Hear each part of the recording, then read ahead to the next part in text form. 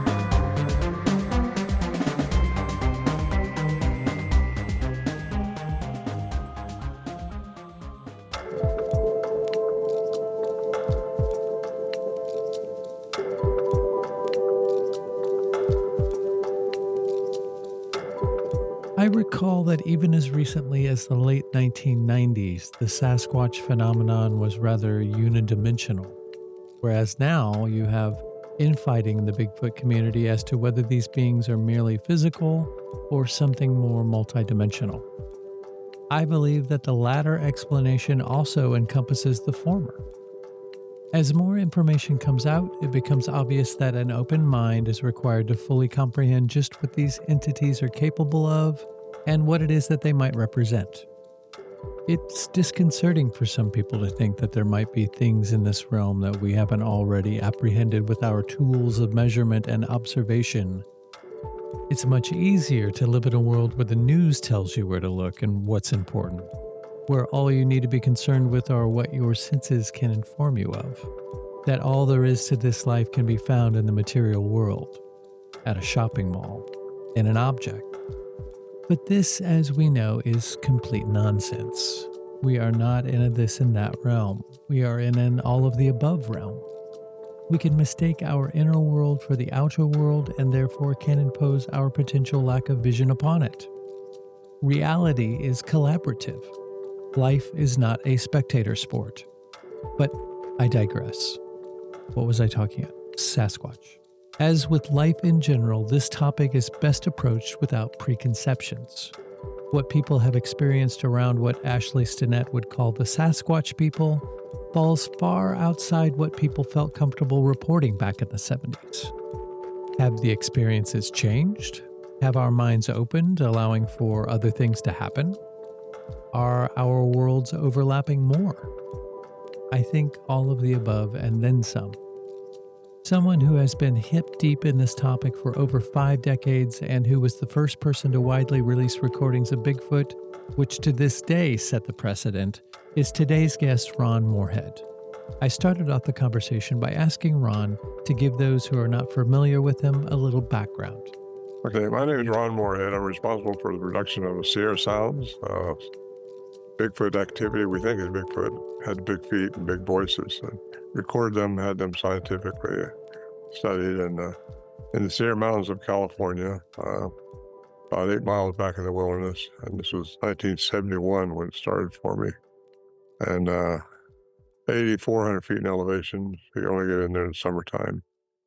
And we usually rode horses, but a lot of times we'd walk in. And what we did is we packed mules and took barrels in. We could leave our sleeping bags there and food and stuff like that. And then when we did walk in, he would have something there. Yeah. If the bear didn't get to it. Yes, exactly. But anyway, these beings started coming around. The Johnson brothers, who had been going up there hunting. It's a hunting camp, by the way. Nobody had their radar out for Bigfoot. Nobody was looking for that, except for me once I got up there. But I turned into a hunter and started hunting with them in 1971. So anyway, the Johnson brothers came out early in 71, and after they got in there just to go up and check out camp, see how things are. It's a nice place once you get there. And they came out and said this kind of monster up there. They saw his tracks, heard his voice, and they came out and told the other hunters, which I was friends with them all, and they all went back up, and one of the guys got scared off. He heard these things because when they first came around, they were very aggressive sounding. And that was in 71, 72. They were very aggressive sounding. But we didn't know what to think of it, or they didn't know what to think of it. The one guy got scared. Pretty much religion got in the middle of it because he was very religious and giants aren't supposed to exist and Yes, monsters aren't supposed to exist like that nowadays, exactly. you know. And Bill McDowell and myself, well, he was one of the original hunter, one of the hunters up there. And anyway, he ran off the next morning. Not Bill, but Donald, the other guy that got scared off. He's passed away now, but Hmm. he just said, Johnson Brothers are right. There's something spooky up there. He says, I'm not going back. And he wouldn't unless he got me to go with him. He said, I'll go back if but the wives are worried because the guys that come out with us supposed to. So anyway, he asked me to go with him, and I jumped at the chance because I knew the guys, and I kind of wanted to know what was going on too. Yeah, yeah. So made it up there, and I write about that in my first book, Voices in Wilderness. And so we got up there. The guys were okay, and thankfully, one of them had a horse that I could ride out, so I did that. Yeah, that's it. That's the they're doing a documentary on it now. Should be released in another couple of months, maybe. Oh, And fantastic. yeah, yeah, I'm looking forward to that. I finally found a production company that I trusted. Cool. Renaissance is doing it. And they've been producing these Flash of Beauty uh, Oh, yeah, yeah. little interviews. Oh, that's great stuff. They're beautiful. They've been working for me for about over 2 years now, Hmm. Nice. more like 3 years. Very cool. So anyway, I've been looking forward to that. But so that got me into it because I went back up there. Then I knew kind of how to get there. Not really, but every chance I got someone to go with me, and we'd walk back up there. And these things started coming around, and just ended up taking tape recorders and taping them. The winter of 71, 72, we contacted Ivan Sanderson. He was he's deceased now, but he was a cryptolinguist, but back here someplace. And Warren Johnson, one of the Johnson brothers that originally was in the camp since 1958, he wrote this letter to Ivan Sanderson. Ivan Sanderson thought somebody's pulling his leg because it doesn't happen to people, you know. You're lucky if you get a glimpse of one in the rearview mirror, you Yeah, know, yeah. like that. So he uh, he sent it off to a guy named Peter Byrne out of in Oregon, and Peter is a well-known researcher from the Yeti and in Nepal and stuff like that. So anyway, Peter thought the same thing. It's probably somebody pulling somebody's leg, but he sent it down to Allen Berry, which is in California, closer to us, and Redding. And he was an investigative reporter working for a newspaper at the time, but he thought he'd come down and visit us. Now, we didn't know if they were thinking that this was a hoax or something. We thought, well, this is real for us, so it's got to be real, you know. Yeah. Come on, guys. Yes. So Alan Barry asked if he could go in and check it out and go with us. And we took him in 72, and he started looking at it seriously and like, uh, this can't be real. So he kept looking for a hoax, Hmm. even though we didn't know it at the time, but found out later he was going through our packs and doing all kinds of things when we was out walking around. So anyway, he ended up taking the tapes in the winter of 72 and started trying to find somebody that would study them. And he went to Philip Lieberman first. He's a cognitive researcher at Brown University and tried to get him to look at them. And Philip Lieberman just put him off hands down. He said, no, only humans can talk. And if you're just trying to pull my leg, you're an old student or something trying to get back at me. So anyway, he finally found a man named, a professor named Dr. Lynn Curlin, the University of Wyoming, who took him on unbiasedly and said he would just look into it and see if they're real or not. Because Al Mhm. Berry knew that had a master's degree in science. He knew what had to be done to get these things accredited. Hmm. So Dr. Curlin studied them for a year and wrote a paper on it and put it in a book, Man Like Monsters on Trial, produced by the UCB Press in 1980. He gave his lecture up there at Anthropology of the Unknown in 1978, I think it was, and then wrote this account in that book. So he said that they have a language. He didn't say language. He said they have a vocal mechanism that reaches above in our frequency range and below. So that kind of got the interest because that shows it's outside the human range. And he said represented in one clip in there represented an animal over 8 foot tall. So that kind of was good, but it wasn't enough. Academia said, no, there got to be an ape in the woods. That's all there is to it. They can't talk because Dr. Lieber says only humans can talk. Sure. Mm-hmm. So it wasn't until 1980 when cryptolinguists trained by the Navy military as a cryptolinguist to listen for unknown sounds and see if there's a code or a sound, if there's any maliciousness in it or anything like that. And that was Scott Nelson. He flew all the way out from Missouri. He retired from the Navy and came out and talked to Al Berry and myself and got the context of the sounds. He could study them. So he did. And he came back and said, these things have a language.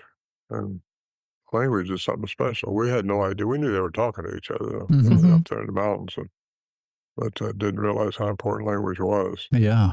But only humans can can have cognitive language. And he said they have a cognitive language and very unique. It's a fast chatter. And as you'll hear in the tapes, I got to send you something. Yeah, you sent me Mhm. 3 files. Yeah. And yeah, so that was good, but it still didn't get academia on board because there got to be an ape in the woods that escaped from some zoo someplace, Yeah. right? Exactly. But science is not what it should be anymore. They don't look for the unknown. If it doesn't fit into what their parameters were in their studies at wherever they got their degree, it's not real. Mhm. So that's how they look at it even today. Some of them don't. Some of them take it seriously, like Dr. Meldrum, and he's a scientist in Idaho. And I knew John Bendernickel. He was a science biologist also in Canada. Uh, they took it seriously, but they don't know what it takes. We got so much evidence on this. In fact, I got more evidence from my studies than what I got between that and them, Dr. Meldrum, and a lot of other people. Not counting the sightings we've had for. I mean, it's got to be not just hundreds, but thousands of sightings Yeah. now. I get Exactly. back east where I'm at now in North Carolina, and I didn't realize they were back here like they are, but they're all over the place. I get invited everywhere to talk about this stuff, but uh, I thought they were just mainly on the Pacific Northwest. Well, that's not true. They're all over. In fact, all over the world, and I've traveled the world pretty much all over. I've been into Russia. I've been into Siberia. I've been into Nepal. I've been into South America a couple times, just looking at the enigmas and where giants could have come from. Because once you get involved in this, it kind of gets in your gets on your ribs, you know, you can't get Yeah. rid of it. Yeah, But Mhm. you keep exactly. looking, you keep looking for answers. Because it wasn't just the sounds we recorded up there. There were some very strange things went on up there. And I didn't talk about that for a long time, but I have the last couple of years because it's just there's no classical answer to it. We're Mm. all raised with in Newtonian physics, you know, where there's just this thing sitting on your head here, sitting on your shoulders called a head. It's been programmed, conditioned to believe Mhm. certain things and to Mhm. hear certain things. That's why most of us only know one or two languages, and it's all you've been conditioned for. So anything outside of those parameters that's been set in your own mind because of experiences you've had, it's going to be you either got to open your mind up and realize they're true, or not accept them and keep going on in your box. That's what Mm. we'll always carry. So anyway, Al Berry having a master's degree in science said, "Don't talk about the strange stuff, or you will be invited to talk about this anywhere."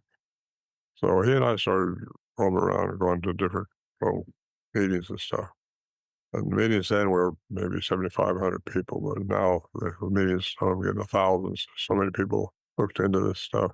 Mhm. But I had to get the science part of it because I'm a very analytical and practical guy. I think I've done well in business and retired now, but I just had to get to the bottom of how things can disappear in front of your eyes, how sounds you can hear the sound, but you can't see what's making it.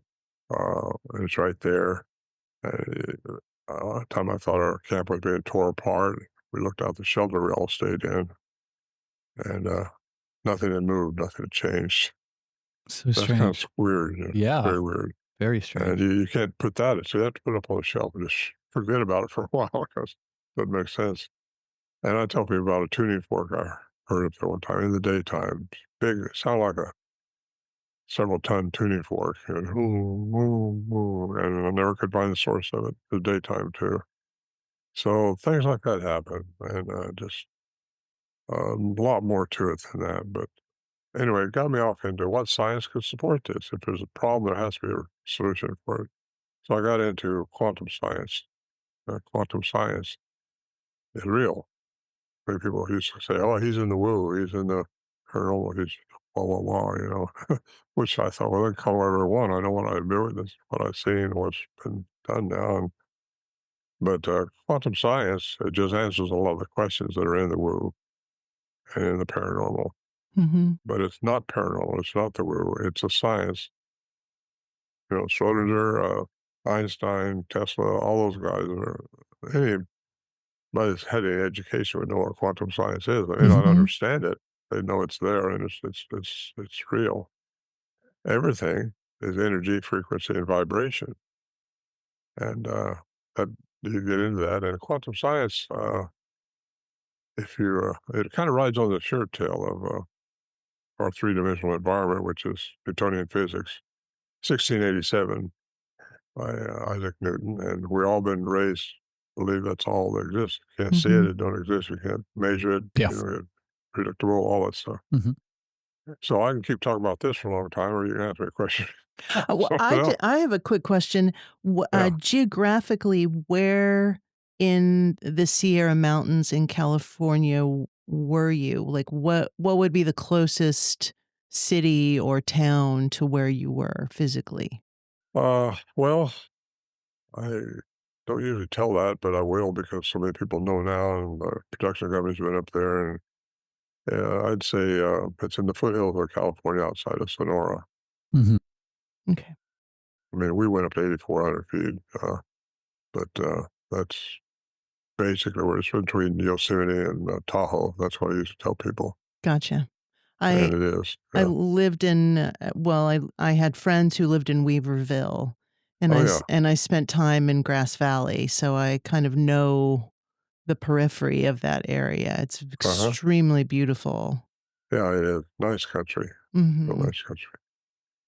Well, anyway, I got into quantum science, and then kind of everything that happened to us is answerable, pretty much, quantum physics. And like Tesla said, what one man calls God, another one calls the laws of physics. Well, so if you're religious, you'll say, okay, that happened, that's spiritual. It's the ethereal part of who we are. We're physical, biological beings, or we have an ethereal part to us, a spiritual part. Something else keeps going after this dies. Because this three-dimensional thing is going to die here. It just but we're not carrying around a spirit in us. We're a spirit carrying around a body, more Yeah. like it. And so when you die, if you're religious, you're going to go to heaven. You think, you hope. And if you're a physicist, you're just going to change forms, like Einstein said. Nothing, energy, which we're all made of, energy, frequency, vibration, cannot die. And that's what we are. We're energy. Everything is energy. Back to Einstein, we had the equation where if you find the frequency of anything, you can change its matter. Well, bam. Then I find that Dr. Uh, Dirac, Paul Dirac, out of Florida, was originally from the UK, but he got the Nobel Prize in 1933 for antimatter, which is direct exchange between matter and energy. Mhm. So if you think about that, if you find the frequency of something, you can change its matter. So I had reports. I've been interviewing people for 50 years now. I started this a long time ago. I'm an old man now, by the way. I was 29 when this started. Wow. I just say what is, and people can agree with. I just got an email a while ago because I had mentioned something about energy going into trees. The trees with energy, and he now he said, "I can't believe anything like that can happen." Well, it's just you got to open your mind up to realize what's really happening in this world. We just see Exactly. within 430 and 770 terahertz. That's our light's frequency. Mhm. You turn out all the lights, you wouldn't see anything, right? Well, that's frequency. Everything is frequency. Light has that frequency signature. Mhm. Everything else has a signature. There's a lot of things going on out there we don't see because we don't have that percent. We can't get into that frequency. Some people can. Uh, some people can. They can see auras. They can see different things. Mhm. cats can see better than a lot of animals see outside of our frequency. Mhm. Uh, so anyway, I started answering the questions, well, how can they disappear? And I've interviewed people that said they saw them go into a tree, Mhm. come out of a tree. Well, what do you do with that? Yeah. That you didn't see that. I'd have never seen that. I've never thought of that before, but I put it together with all these reports I've gotten from these things being seen around people who are cutting trees, clear cutting trees. Mhm. They have a real thing for trees. And when I was in Port Lock, Alaska, with that filming crew here a couple of years ago, I mentioned that because I flew over in a helicopter when they took me back to this place, which isn't inhabited now, but they wanted to get a Bigfoot quote unquote expert, which I don't think there are any experts, but if you know more than most people, they call you an expert. So I Yes. guess I know a little bit more. Mhm. But I see where they clear cut it, or they cut it years and years ago. Because, or like, I don't know if you know the history of that or not, but it's in Alaska, and they evacuated the little village in the late 1940s, 1950, and the heirs wanted to inhabit it again because the fishing there was just phenomenal from the pictures I saw, Mhm. and they were mining it also, and they were also timbering it, a lot of timber. So I imagine if a 12, 15-foot tall monster come out of the woods said, "Don't do that anymore," so in his own language, they'd probably shot at it. Mhm. Yeah, of course. I probably would have pissed it off, and it Mhm. probably would have torn somebody's arm off or bit somebody's rifle or something. So I suggested just respect the property, respect the land, because you can't come back here and do all this things that were probably being done back then. All the good guys is all a serious program. They spent a lot of money producing it, and it's 8-part series. I think I'm in 2 parts is all. Uh, Alaska Killer Bigfoot, it's called, because they had lost close to 3 dozen, no, 30 people, I think, had been Mm. mutilated back there, and it wasn't a bear. They've Mm. actually saw it, and some did, but no one's around now because that was so long ago, Yeah, yeah. Mm. to talk to about it. So anyway, I've so many reports of people being. I just put it all together. The trees are important to these things. We're destroying the earth. We're messing up this planet that we're so gifted to have, in my opinion. And I've got a little bit more careful about how I am when I'm in the forest. I don't go hugging the trees or nothing, but I respect things. Mm. And I don't kill things just to kill them, hang them on my wall or something. Mhm. I don't kill things anyway anymore. Mhm. Uh, but I did become a hunter when I started in with these guys up there at the Sierra camp. And it kind of got me going with it all because we experienced these things, and it was year after year. I mean, it went on from 71 through 76, and we had to shoot a bear in camp. We was tearing up our stuff, and Bill and I were up there. We'd haul supplies in from these the guys, and for us for hunting season and all. And we're up there, and these things came around, and we were outside the shelter, which is usually you have to get inside the shelter, or you wanted to, one or the other, when these things would start making their sounds. Mhm. And we just stayed out by the stove. It was still dusk, dark, dark, but not dark, dark. You know what I mean? Mhm. And that's when I got to see one for the first time. That was 1974, and Bill got to see it too. Also, uh, we think of the male, a female, and an adolescent, Mhm. and they were making sounds that we hadn't heard before. And the cryptolinguist who got the hold of those and listened to them, he said that he thinks they were actually slowing their vocalizations down to communicate, and they were trying to ask me something. I don't know what it was. To this day, I don't know what they were asking me, but I was trying to mimic them, thinking they're still an animal in the Yeah. woods. We, Mm. well, everybody's got their mind made up. These things are just a runaway ape or something. But no, there's something else. At least what we ran into, it was Mhm. up there. Not literally, we did not run into them, but they were interacting with us. I thought that was pretty gutsy that you tried to banter with them back and forth. Like, I think I would have just been pissing myself. But Well, you were didn't do interacting that. with them. It was pretty incredible. Well, we'd gotten a little bit bold then. Uh-huh. Nothing can hurt you when you're 29, 30 years old, Sure, sure. You know, it's and it's interesting that you bring up physics because I do think that there's a new uh, vision of the universe, and one of the people who is pretty much at the apex of this research is Dr. John Hagelin, and he is a Harvard trained physicist. He's been considered for the Nobel Peace Prize. And one of the things that he has studied and is currently studying is dark matter. Hmm. And he posits that our consciousness resides in dark matter. Ah, And yeah, that's interesting and because what I think that too. and what I would suggest is that these beings, the dimensionality, yes, of these beings is that they are moving in and out of matter, dark matter, and that's why our consciousness is capable of perceiving them in these very brief moments. What are your thoughts on that? Well, I think some of them are interdimensional. I don't think they're all the same, by the way. Mhm. I think a lot of them are just different because I get into my studies that take me all the way back into Mesopotamia and into the Sumerian, the Anunnaki. Mhm. Hmm. When you get into that, it's 2 or 3 chapters. I was raised religiously. Let me back that up a little bit, and I knew Scripture pretty well because we were all going to church at the time this was happening. That's what scared one guy off. Hmm. Mhm.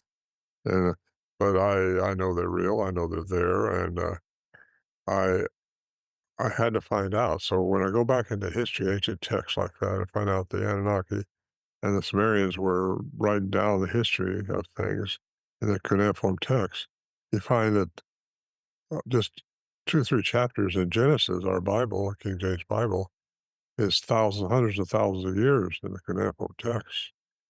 And it said, "Let us make man in our image." So I get off with religion a little bit there because religion is made for control. And yet I was raised in it, so I know. And I mean, I know what I think, what I believe. Mhm. And religion is, it's also based on your fear, and they will bring up fear, and that's just to control you because they got the answers to everything and they support you. So, in my opinion, don't get me wrong, religion, very nice people there. I love them. They're really good people, but they've been brainwashed. Mhm. So many of them have. I don't want to offend anybody about that, but we've all been brainwashed. I mean, every one of us. We Sure. all got this thing on our head, shoulders. I keep saying head. It's a head. It's up here. It's in a box. Yes. And so I just think you got to get out of that box. It's just like I relate it to a parachute. It's no good if it don't open. Very You know, true. and you can get hurt. So you got to open up your mind to what's really going on in these other frequencies, the Hmm. dimensions that exist. We know there's 10 or 11. We know. We only live in three. Our third dimensional density is all we have. So we base everything on what we see and think and know and measure and all that. Well, there's no restrictions on quantum physics, and that's hard for people to get their head around. They can't see it. Just like this one guy denounced me and didn't like it because I said they go into trees. Well, that's just a theory, because I've had people tell me they saw them come out of a tree and go into a tree, Yeah. Mhm. but they disappeared doing that. Well, if they've got the vocal range, and there's no limit, I don't think. I don't know what there got to be a limit to vocal range, but we don't know what it is because we only know it goes much higher than ours and much lower than ours. So I'm sure they can go in infrasound, ultrasound, and all that stuff. But Mhm. if they've got the ability to hit the frequency, they can change their matter, their biological being into energy only. They would appear to disappear and they go out of our perception. And if they were just, I mean, how do you explain that when I've had numerous people tell me they saw them disappear? Well, for a long time, you put that on the shelf too, because there's no answer to that. Then I find Dr. Paul Dirac, who got the Nobel Prize for antimatter. And you Mhm. got Einstein that says the same thing. Find the frequency of everything, and you change its matter. And we found trackways that just stop in the snow. And people say, hey, the trackways just stopped for me too out there somewhere. And go out somewhere, there's just 2 or 3 tracks, and there's no way they could. In fact, Albert Osman, who who supposedly shot one in 1924, I think it was, out St. Helens, Mhm. said that he followed a trackway. I don't know if you know that story or not. Do you know the story? No. No. Oh, Wow. oh. Well, it's a story. I Mm. don't need to tell it, but he was with some miners that were being harassed by Bigfoots, Mm. and he claimed he shot one time ago. But prior to that, I'll tell you about the shooting here in a minute. But prior to that, he followed a trackway in, Mhm. in the mud. He said it would had to have jumped 160 feet to have not left another track. Wow. So Wild. how do you explain that? Yeah. Unless it changed its density so Yes. it didn't leave a track. Right. That would appear to disappear. Right. And there's possibilities that as an adaptive mechanism that there are certain animals that can camouflage themselves in their environment. Like there's a snow leopard Oh, absolutely. that looks Yeah. exactly like a set of rocks. Chameleons can do this. So I would posit that it's possible that these beings could camouflage themselves in trees. They could actually change their DNA, their biology to morph with the tree, but they could also camouflage within this spectrum of a tree because there's so much information when you're out in the forest. You're as you're saying, your eyes can only pick up a certain amount of the spectrum of Mm. light. So it would be very easy for something to be camouflaged. And it's been given that attribute when it was created. Yeah. And yeah, just Shane Land in Alaska, I know him. He wrote a book. I wrote the forward for his book. He's got into that theory of the hair. There's something in their hair that can change. And you get into cuttlefish. Yes, You got into octopus. exactly. They can all camouflage very well. So it's not out of the realm of things to uh, to think that that could be just what you're saying. And Shane Land, like I say, he's got a book on that, and just something to think about because it could be that some of them are that's just that way. I don't think they're all the same, because I Right. think if you get into the Anunnaki, there have been all kinds of aliens. We call them aliens. Been on this planet for hundreds of thousands of years.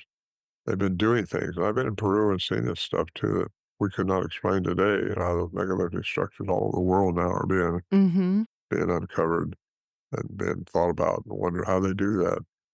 You got to go back to Tempe, which they say well, it used to be the Earth's only been here 6,000 years. That's how it's trained. You know, that sounds so ridiculous. But when you see this stuff, and they've taken go back to Tempe back to 12,000 years for the the deluge, the younger Dryas, and so you got to open your mind and understand how much more is going on besides this 100-year bubble that a lot of us put ourselves into. Yes. And it's possible they could go into the ground as opposed to I believe some going of them do. into outer space. Oh yeah, I'm not sure they're going down. Well, who knows what they do? Mhm. But yeah, I think a lot of them have crossbred with indigenous people over the eons of time and become more human-like. And I write about that in my last book too. And I think there's an underground system on this planet. There's just a lot of caves that we don't have not Mhm. discovered. And I have no doubt that some of them go into those caves, and some of them may be so human-like they've lost the recessive part of them and maybe come back. Maybe they can't do what others can do. Mhm. It depends on the agenda, what made them, and what they made them to be like. Because we were made in the image of something very special, a very high frequential being. Let us make man in our image. Mhm. Who's us? Well, I was raised to say, well, it's the body, soul, and spirit. Well, that could be, but there could be a lot more to it than that, too. Absolutely. Yeah. I've got a little clip to share from Flash of Beauty, Paranormal Bigfoot, where it's Barb Shoop and the cloaking video. I know that you don't like that term, but that's the term that they use. So I'm just That's gonna mess. okay. But this is highly Uh, fascinating, and maybe somebody out there has not seen this yet. But okay. you know which one we're talking about. Maybe. No. Wow. pretty cool. Yeah, so something had to have hit it really hard and really fast right in the middle to break it there to not break these smaller Yeah. pieces that are supporting it at either Yeah, end. that had to been, you know, Yeah, like a thrust and not a hang, you know what I'm yeah. saying? Because Something if hard they'd have and hung on it fast. for any amount of time, The that heck was top that? would Did you see have that? Sam's been checking it out. What the heck is it? There's something taken off right there. Did you see that? Yeah. So there's an example of what that Huh. resembles. Yeah, that was Barbara. I know Yes. her. She's up there at the base of Mount Rainier. Uh-huh. And yeah, I saw she shared that with me years ago. Mhm. And I also know another person that was walking through with her cat, and she had a video camera. Her cat was acting strange, so she Mhm. started filming her cat. And all of a sudden, this picturization thing just went right across the brush there. Wow. And the cat was following it, but Uh-huh. she couldn't see it other than we seen it in the film. Mm. And that's pretty cool Yeah. because, and also, you know who David Paulides is? Yes, yes. He wrote the Missing foreword. 411? Yeah. Yeah, he wrote the foreword for my last book too. That would be this one Yeah, right. that one. Yeah, Yes. he wrote the foreword. I took him up to camp, and he interviewed me up there at the camp there in 2018. And I showed him where a light went across, but uh, he recreated that very, very good. It happened 2 years before that, though. The rectangle? The floating No, rectangle? there's a floating, looked like a tube. Mhm. Mm. It was just floating by us. And what do you do with that? Where Yeah. do you put that? You don't know what it's about. Did And it you did have it to, did it freak I mean, did it make you feel fearful, or were you just fascinated, you or know, I nothing surprises me, and I try not to get afraid of anything. If I do, I try to face it. And no, it didn't make me. It made me concerned because my wife was with me. Excuse me, and another man, and we watched it for a long. It wasn't like it's streaking through like a bolt. We're just floating through the trees, and it's a little concerning. All I had was my little 38 with birdshot in it, to scare the bear off. Mm. Hey, we're in. Excuse me, I'm dry. Water out here. if Uh, you need to get some, feel free. oh, I might, I might in a minute. Okay. I started talking like a frog. Uh, but anyway, that film, Missing 411 The Hunted, Mhm. is where Mhm. he interviewed me. Well, I had about a 15-minute section in there. There's another lady who was tree hunting, and Yes. she saw, you see that? Yeah, oh, yeah, She yeah. said this picturization. And I got to tell you, there's been other people that I respect 100% that have seen the same thing. You got to have an answer for that. So Mhm. my quantum physics answer, based on Paul Dirac's antimatter, and they can change their frequency, excuse me, they can somehow find the frequency to change their matter into energy. And you don't see energy, but you can detect it. And that was affirmed by CERN in 2012 Mhm. when a particle changed it, Mhm. it goes to the speed of light, it changed it to energy. Anyway, it's kind of interesting stuff, and Yeah. you get hooked on it and you can't stop, Oh you my just god, start yeah. going. So, what do you think the intention is now for people having these experiences? Because they are very stealthy and they are only being seen if they want to be seen. What do you think do you think it's because we're doing something to the earth that is It's everything, all deleterious? that, yeah, they're not supposed to interfere with us, even though they do. Everything has a choice, and they chose to interfere with us. Probably so I could talk to you guys today. I don't know, but I'm they honored. did. I am too. That's Aw. what it's for. Uh, but UFOs are being seen more and more. Bigfoot has been, Dogman, all these different things are being seen. Yes. They're allowing themselves to they've lowered themselves into our density, and we're seeing them. Or they're already in our density, just been hid into the rocks in the caves or Mhm. somewhere, camouflage, like you mentioned earlier. Uh, I think we're in a very special time right now when stuff is very, very important and people understand what we're dealing with and the time zone that we're in. we know we were born, we know we're going through life, but it's going to stop. You know, we're going to have a major change pretty soon. You can always sense it. And I think that's what the Mayan calendar was all about, 2012, a new refreshing time of enlightenment. So we're being enlightened. I think we're all being enlightened for more and more information. And it's just some interesting times that are ahead of us. It's not that far away. And why are they being seen? So our minds can open up. The government too has Mm. known about UFOs for ages. We're pretty sure about that. All of us are, Yes. Mhm. since we're kind of that Roswell wasn't really a weather balloon, right?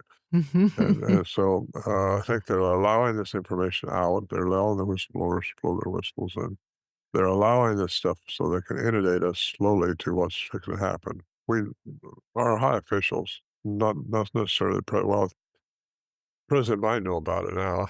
I don't know, but he wasn't even privy. It's a need to know thing, and there's a whole Mhm. dark thing going on in our Mhm. government that most people don't know about. Mhm. And I don't know all of it, but I've heard people that I respect talk about it. Mhm. And so I think we're all due for a big opening here one of these days when these things reveal themselves. We're going to be all the world's going to realize that we really are by ourselves in this universe. There's all kinds of things out there ready to meet with us, and they don't want us hurting this earth anymore. We're blowing it up, That's because of, of the negative side taking over from the Anunnaki, Mhm. and they've caused a warring mindset in us too. We have we're a warring culture, Mhm. and we got to stop that because we're screwing up the earth. And when it really started after we let off the atomic bomb over Japan, Mhm. that shook the whole community up, and Yes. they've kind of been interfering or like coming down and working with us ever since then. That's my opinion. Mhm. And I really believe that we're going to see something major happen here next year or two, W- three, maybe. What do you think that the military and the government's interest in these beings would be? Do you think? Well, if they can't explain it or can't talk about it, they ignore it or make fun of it. One, they know about it, but a lot of people don't believe it still. I mean, I know people that wouldn't believe they couldn't see it, couldn't feel it, couldn't touch it, couldn't measure it. They wouldn't believe it. But they're gonna believe it someday because these things are gonna expose themselves, and, it'll be a big deal when it happens. We need to realize how much more is going on outside of what we sense in our Newtonian physics brain set. We just gotta open our minds up. It's just it's amazing how many people have a closed mind and, won't accept anything outside of Newtonian physics, but quantum physics has existed for 100 years, Max Planck got his Nobel Prize in 1918 for quantum mechanics, Mhm. and it's on a roll ever since, even before that. It's interesting because I think this soft disclosure has been happening for the past probably 60 years. We watch a show that I'm sure you're familiar with called In Search Of that took place in the 70s, and Yeah. they talked about Sasquatch and Bigfoot in the show. Well, that was Al Berry, that was our story in 1970 with, Yeah, yes. uh, So yeah, so the Spock narrated that. Yes. Yes, Yeah. Leonard Nimoy. Uh-huh. So this idea that people are getting acclimated to this has been a process, and I absolutely agree with you. I agree with you. Yeah, it's been a process, but they're slowly letting it out more and more and more, and pretty soon, in fact, even cartoons, even the movies, the theaters, Mhm. everything is heading towards that sort of stuff, and Mhm. they're just indoctrinating us to it, and then we won't be so shocked when it does happen. Yeah, look at that little gray guy. Yeah. Exactly. Exactly. Yeah. Exactly. What was I going to say? Back briefly to the initial experiences at the Sierra camp. You said that there was other things going on there. What were some of those other things, and do you think that they were tied in with Bigfoot somehow?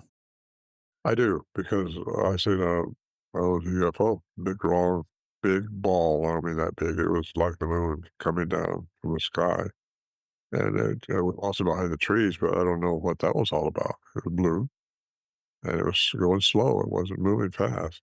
It came down not far from where our camp is. I mean, I don't know where it landed. We never knew that because it happened at night. We was outside the shelter.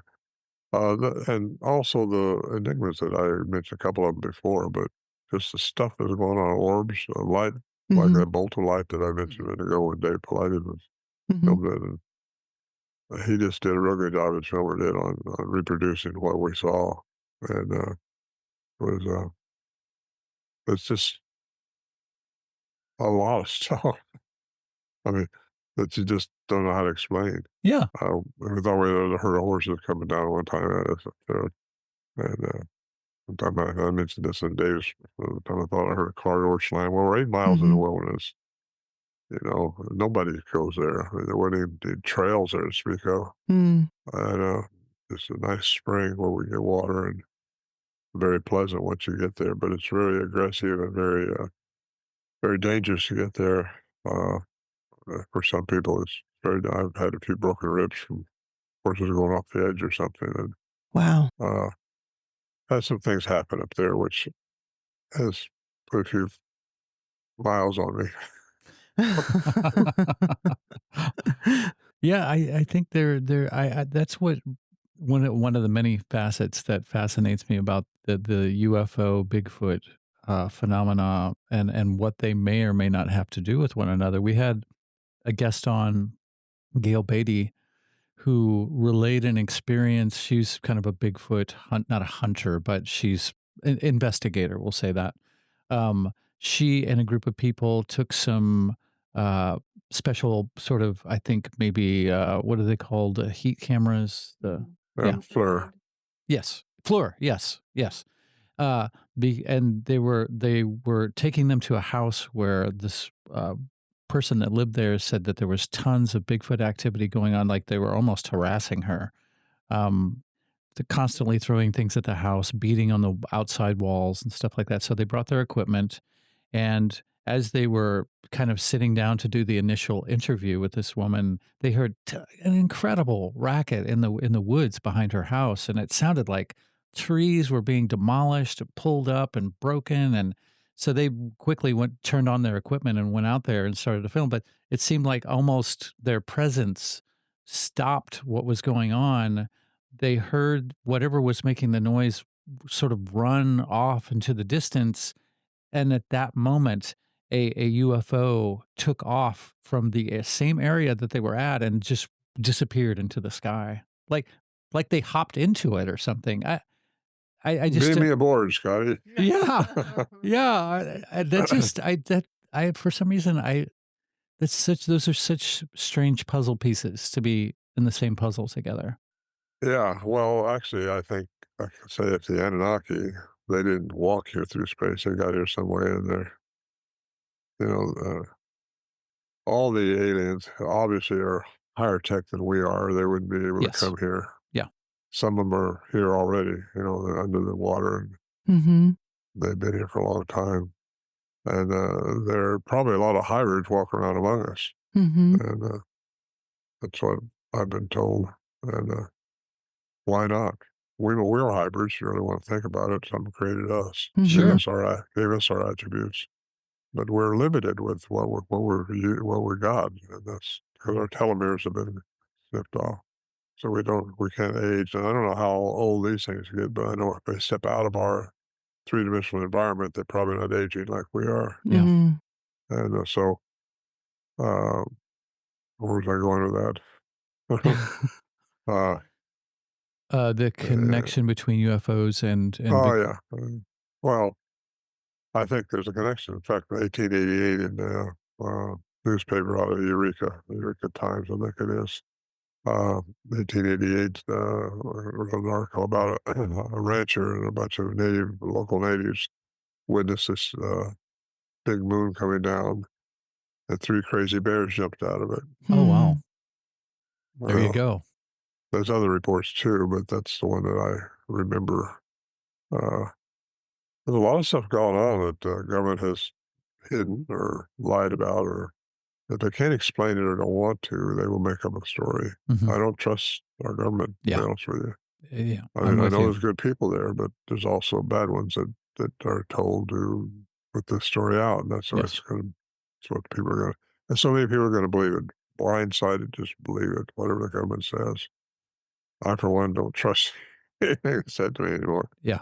I'm Uh, I'm with you. just just just I'm just that way, and if I get a black helicopter coming over me, well, I'll know why, It's which we've had. interesting.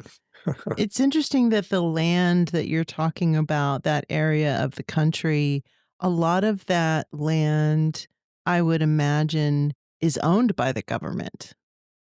Which So, land you talking about? like the Sierra Mountains, Oh, like yeah, it's all federal, it's Yosemite, like national park, yeah. that whole area. So, I would posit that there are definitely people either in the forestry service or somehow some higher ups that are connected with that part of the government who know exactly what's happening and are probably potentially trying to protect that land. You look at the fire, well, if I can speak, the fires in California, a lot of that area that has been burned, there are theories that that area is being um, repurposed.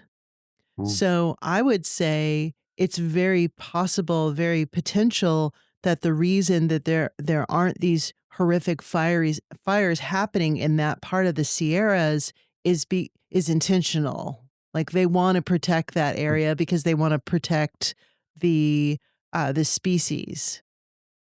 Well, I don't know about that, but I know when we were up there in 2018 with David Paulides and filming, there was, I think, 17 fires in California, and they were heading right towards us. Oh, And wow. the whole area around where we were, a bunch of it has been burned.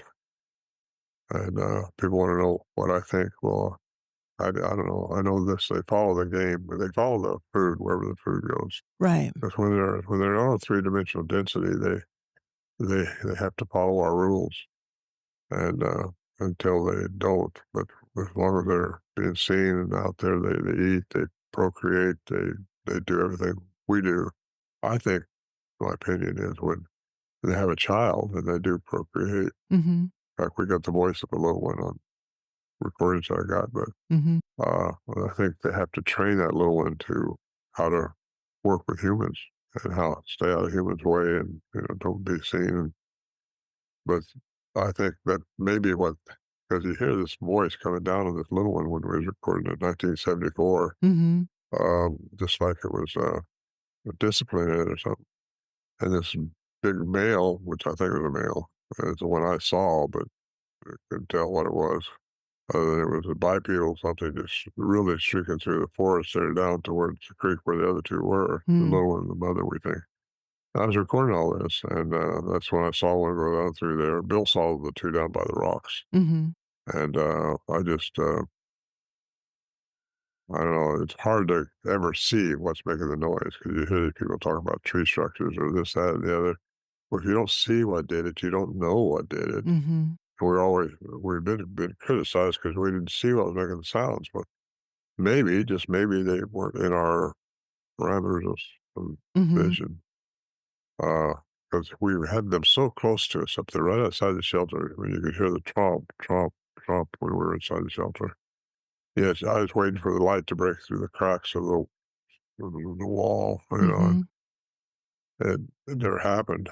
I never saw. But yet, when Warren and I one time, he and I were up there by ourselves, and we heard one jabbering out there, and we thought, well, let's run. We were getting kind of brave then because we knew they hadn't planned on eating us. At least they didn't eat us then. And we'll jump out there right quick and we'll see it run away because it's got to be behind that big tree right over there. We knew Mhm. where we thought where the sound was coming from.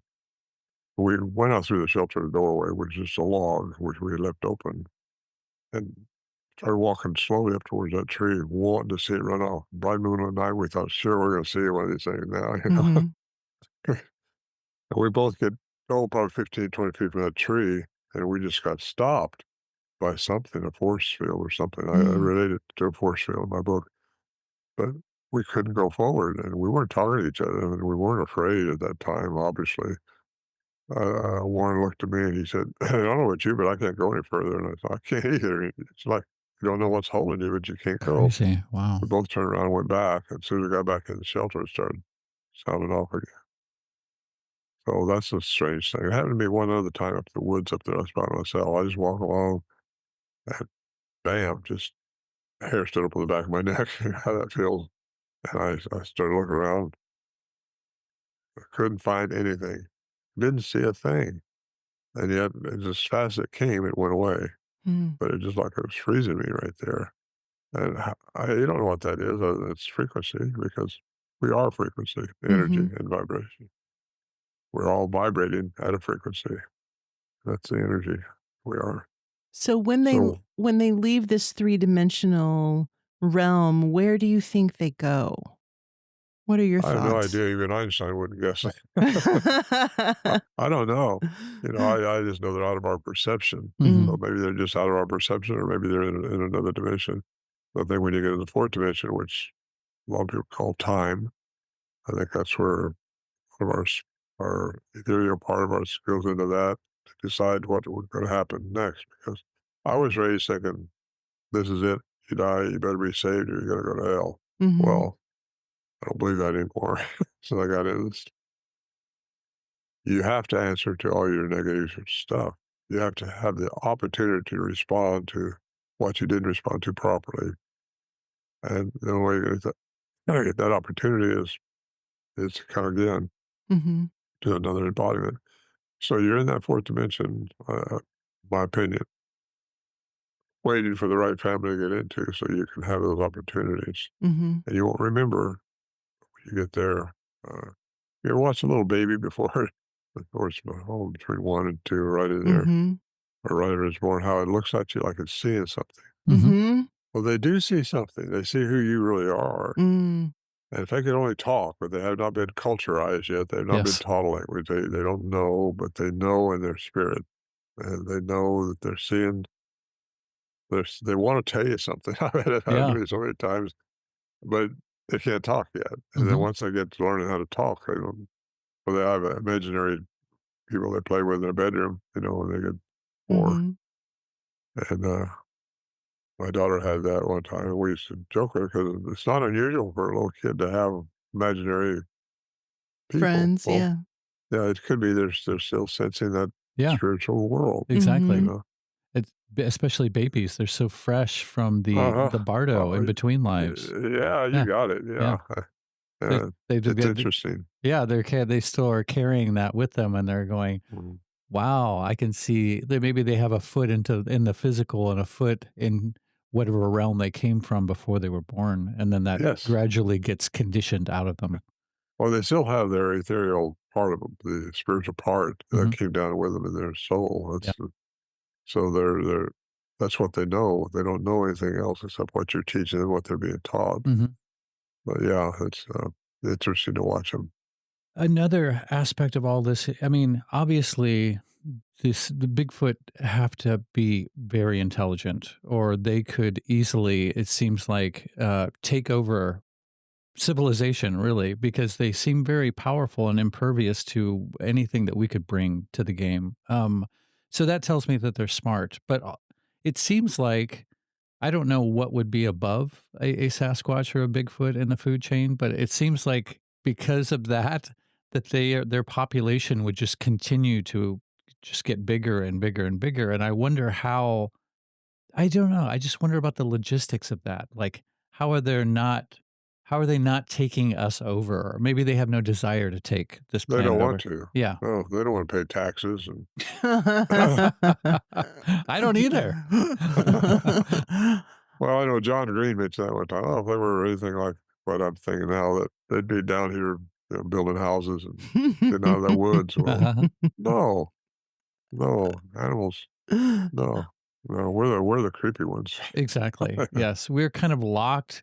I see us as our society as a layer of ideas that got adopted and then concretized, and then are just kept around because we can't come up with any, or we refuse to let any other new ideas come in. So we're just kind of in suspended animation as far as our evolution is concerned because walking around amongst them in a museum of old ideas. Like, That's true, because yeah, we're all working with our conditioned brain. yeah, yeah. But yeah, I agree. But we are evolving. Mhm. Yes, we We are. are. Yeah, I We agree. are. Very And it's just, rapidly. well, we're learning more. Yeah, for sure. uh, yeah, you get these Tibetan monks and stuff over in Nepal and guys up there. They learn how to levitate, how to do different things through Yes. Mhm. frequencies. Mhm. And so many people want to discount that stuff. Well, why? Why discount it when it's matter of fact it's been filmed, film's Mhm. been archived, Mhm. like so many other things. I've been in Lovelock Caves trying to find the giants that were there in Nevada 4 times. Mm. And I can't get any more information other than BLM said, oh, they're just robust people. There's never no giants in there. Well, how do they explain the 8, 9 foot skeletons they found out there in the Humboldt bed?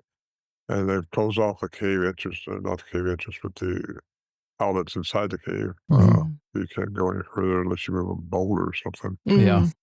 But there's mysteries there, and things are happening there. But again, these things are not all the same. We call them Bigfoot, but that's because they're bigger than us and they Mm. leave a big footprint. So I again don't think they're all the same. I think a lot of them, most of them have been crossbred with indigenous people, and they're more human-like. And those ones we're seeing more often. Mm. But they're all being trained to stay away from humans. You know, they're not supposed to interfere with our karma. You know, Mhm. we have certain things we have to respond to. If we Mhm. don't learn this time, you got to learn next time. You got to learn somewhere. If we don't learn to not be a victim, don't. How can I say this right without pissing somebody off? Oh, don't Uh, worry about pissing people off. We do it all the time.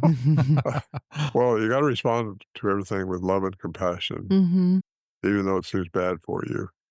But if you consider yourself a victim, you're going to think it's bad for you, and you're going to trade your tomorrow on what you just learned from Yes, that part. exactly. So we want to not do that stuff. You know, we got to get this thing turned around on this planet because we've been raised in a foreign society. Let's put it bluntly, and there's peace and tranquility elsewhere, and there should be true peace and tranquility here. Uh, so love and compassion. That's the core of what I'd like to say tonight.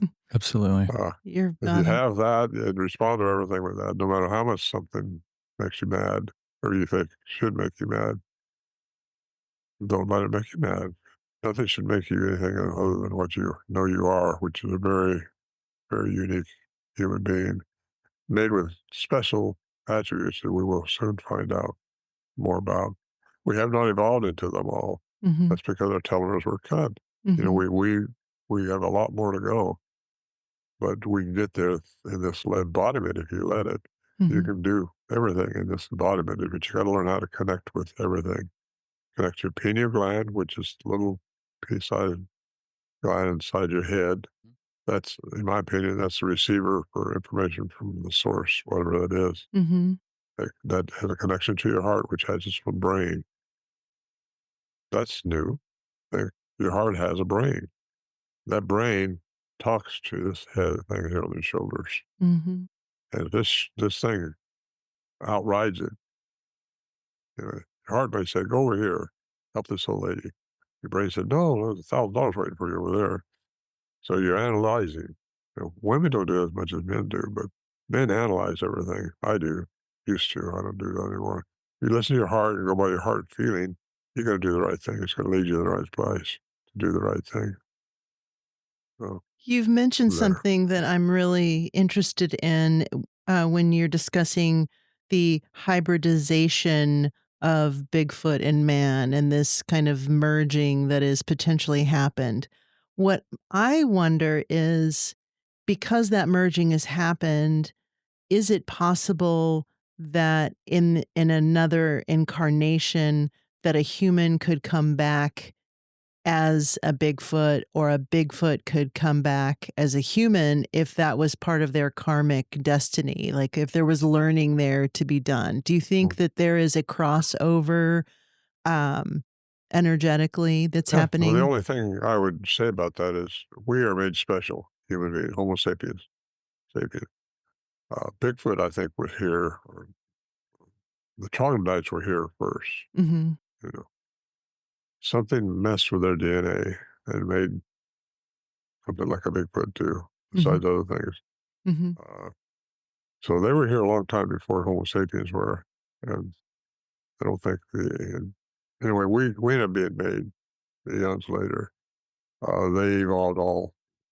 When we're going to come back as a human, I think is what we're supposed to do because we have the attribute within us in our soul to go to very very high frequency. Let Mhm. us make man in our image, and we have the benefit to get way up there. I mean, not just the fifth or sixth, but up into the ninth dimension. Mhm. And I think that's the 369 Tesla talked about. So Hmm. if we have to live in a third dimensional environment, we have to uh, go to the sixth to understand everything and to be able to manipulate things and stuff like that. I think Bigfoot can go into the fifth, possibly the sixth. I don't think we're supposed to do that. I think we're supposed to go on. And even the Bible says you will reign as kings and priests. Well, I think there's a whole universe out there that needs some help. Mhm. And a lot of third dimensional environments probably going on, and a lot of things that we're going to be asked to do. And Mhm. that's why we're made special for. We're very special.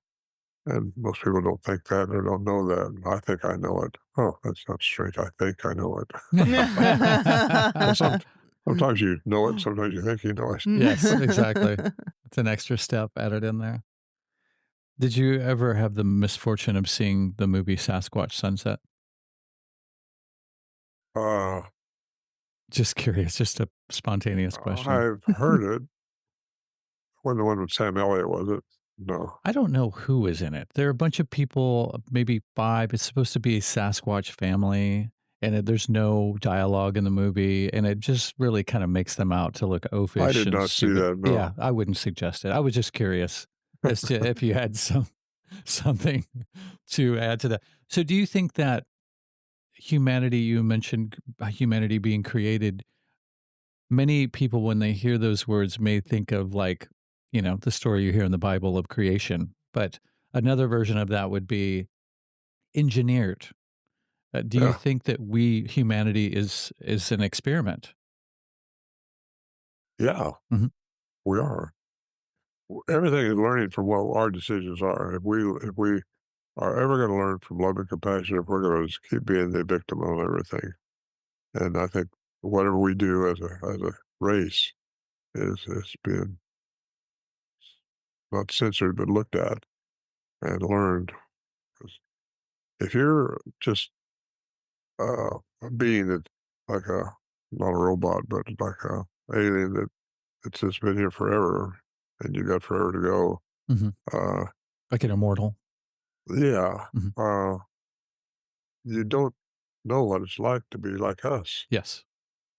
And I think we are privileged to have these experiences.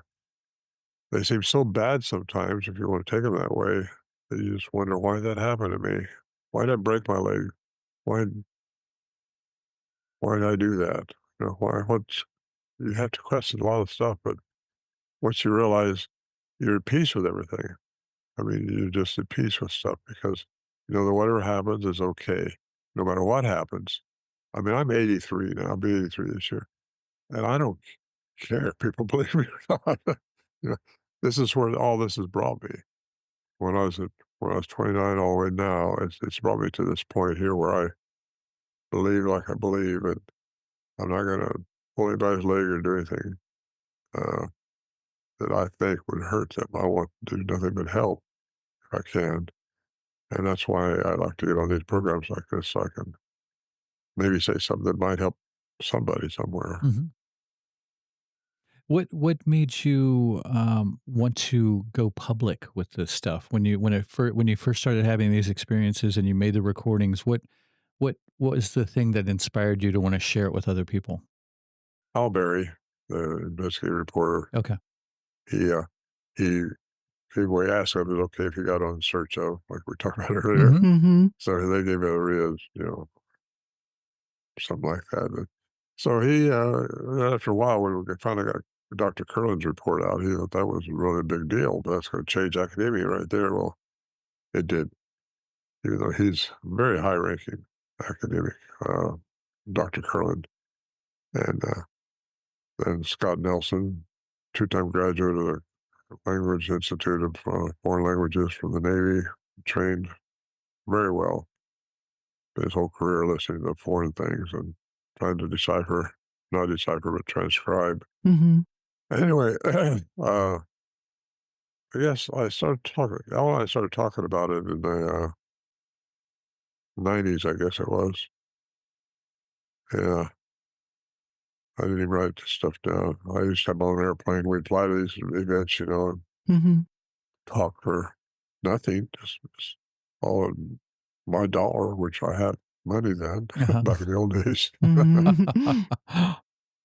And, anyway, it's kind of slowly grew into what it is now. I don't want to travel so much anymore. I will for special things, but Mhm. not all these other ones because I've turned down 8 of them for next year. But I just don't want to travel. Yeah, I Too understand. much of a hassle. Yeah. And I go to the bigger ones that are close by where I don't have to, go across country or something. But Mhm. it's it's I'm doing what I want to do and have since I retired from business. It seems And like I was very you've re fortunate to have the business that would allow me to do everything. I've had a very eventful life. oh, and what did you were a restaurateur, right?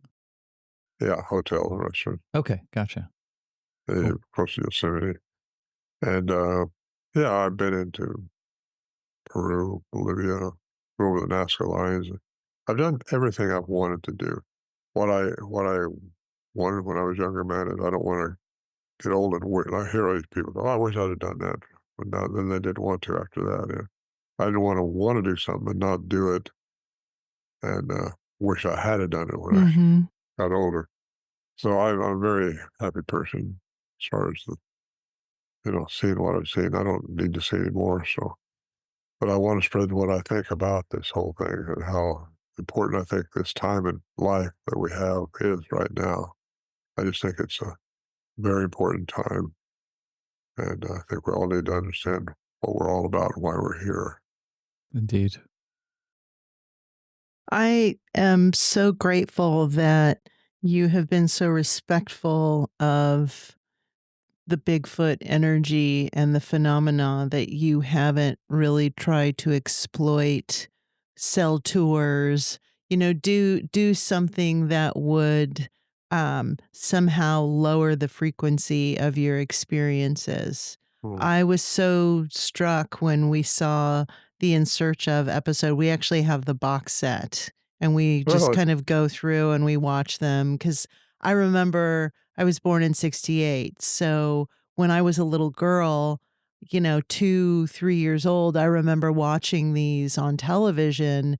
And it was very moving. And I was very, I felt this deep resonance with that show. And it's such an honor to speak to you because you were a part of my childhood. And I didn't really realize that until you mentioned that I didn't connect those dots, that you were Uh, the person that was on that show. So it's a huge no, that was honor. Al. That was Al Berry. Actually, I was on it. I was just Yes. part of the whole thing. Yeah. It's just amazing to me because I think it's easy for some of this stuff to get lost in translation.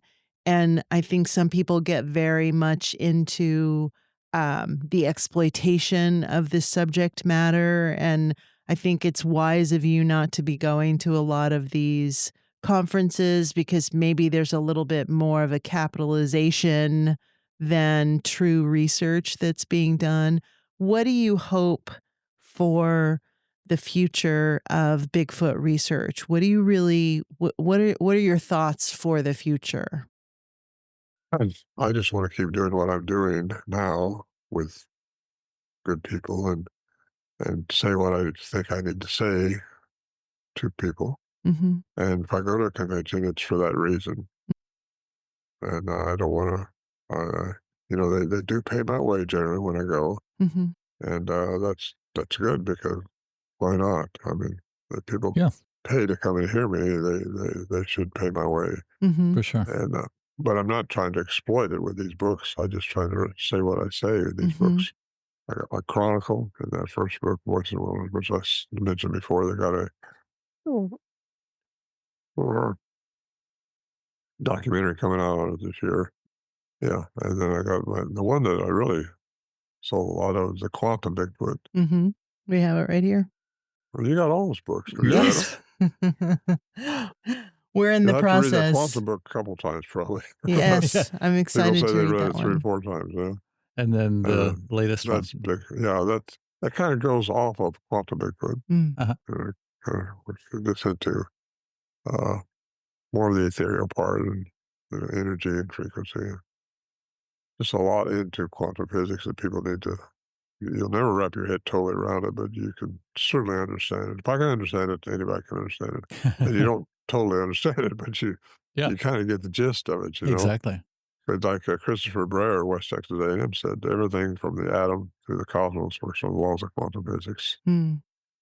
and that's kind of important. I finally found somebody that said that, you know, because I always thought of all these mysteries that are going on with Bigfoot. There's got to be scientific answer to this. Mhm. So that's why I wrote on that book you just pointed there. Uh, I wrote something in front of that, what I write. On Scientific answers to Bigfoot mysteries. oh, Yeah. scientific answers to Bigfoot mysteries. Yes. Yeah. Yeah. Because that's what I'm after is to convince people that there's more going on than what Newtonian physics says is going on. Uh, I asked some scientists I was involved with years ago how far it is to the end of the universe. Everything's measurable. I mean, classical science says everything's measurable, predictable, and physical. Well, no, that's not true. No one can answer me how far it is to the end of the universe. Can you imagine that there's no end to it? Can you really conceive of no end No, to it? not at all. Well, you can't. Our brains cannot do that. Hmm. So that opens people's mind up a little bit. Wow, there is something I don't know, Yeah, exactly. and then then you can get in a little more deeper. You know what scientists say and what this science says, what this Nobel Prize is all about. Da da da da da. And then like this guy just came down on me. I just read that a few minutes ago before I got on with you guys. He said, "Oh, I can't believe Morehead's going in that these things can go into trees." Well, he put all the accounts I've had all together with the tree cutting and sightings and Mhm. even the Portlock thing with all the trees they cut so many years ago and the troubles they had when they were doing that. And and then I got eyewitness reports from credible people that say they saw them disappear into it. They said they were behind a tree. And I said, "What tree?" And the tree's only this big around, but this thing had a 4-foot shoulder. Yeah. But trees are just energy. Yeah. Everything has its energy, and this just it's just something going on that we can't see, feel, or touch. And some of us can, fortunate enough to see outside of our parameters. But you have to do that sometimes with your heart and open your mind. Meditation is very important, I think. And you learn to the chakras, how to balance your body and how to make your heart be in coherence with the brain so that your brain listens to it more instead of going off on its analytical tangent over here. Mm. That's the only thing that makes up your tomorrow is generally what you brought into it somewhere. In one of the parts of the documentary that we watched with you, what's it called? The big I always have a hard I'm time. Oh, Flash of Beauty. Flash of Beauty. There was a gentleman on there who said, want to say that he was in special forces, and he said that one had been shot and that the government had access to this body. Do you think that that's possible that the government actually has physical evidence of Bigfoot? Yeah, I do. Possible. I was going to mention to you Fred Beck, who claimed he shot one in 1924. Yes. It fell off a cliff. It went down, couldn't find the body. And then you got the Daniel Boone report. And this is in his papers. I got a book on it over here. He said him and his son was hunting. He heard his son shoot. He thought, oh, I better go over and see what's going on. See if he got something. So he went over to where his boy was, and he saw the Bigfoot holding his son, dropped him down. Daniel Boone shot him, shot the Bigfoot. They didn't call him Bigfoot then, but whatever they called him, Woolly Booger, I don't know. But he shot him in the head, in the face. And he couldn't figure out, because his son said, it didn't kill his son. His son said he shot him, but it was in the chest. And they looked, he had a solid breastplate. Didn't have ribs like we have. Hmm. Had a solid plate there. The bullet just didn't go through that. Wow. Now, that's weird, but that's Daniel Boone's report. Mm. There's other things happened a long, long time ago with the Native Americans and all, and I learn to listen to them because their history goes way back, and they'll follow what I'm saying all the way into the ethereal part. Mm. I like what you said in the Flash of Beauty when you in the we watched the long interview of you, just the solo version of that interview, and you said that not all of them are the same, that you should keep your guard up when you go into the forest and into these experiences. Would you recommend people go into the forest to attempt to have experiences, or do you think that they should just be left alone? The people be left alone, or the Bigfoot The be left Bigfoot. alone? That the Bigfoot be left alone. You're not going to be left alone. Too many people got curiosity out there, you know. Mhm. Uh, so that's probably off the table there. But what you got to learn, and I say it's really important that you learn, is not to have fear. Mm, You can have your guard up and still not have fear. We carried guns all the time up there, but we weren't afraid. I think fear is your enemy. It's your only enemy. mm, And it's just because you don't know something. Once you understand it, you won't have that fear. That's why even Joe Rogan said, talking about me going out with or being up there when these things were making a sound. No one would do that. Well, I did it. And mm. Phil was there too. We didn't get afraid because we knew after 3 or 4 years dealing with these things, they're not here to hurt us. They could have Yes. already had us. Mhm. They could have just got some salt and pepper somewhere and had a meal. For But sure. but anyway, you know, he doesn't understand the circumstances. He didn't know. Mhm. And he still don't know, I guess, but I think he's a little more open than he used to be. Mhm. Uh, and his bullshit meter has been turned off or wind down.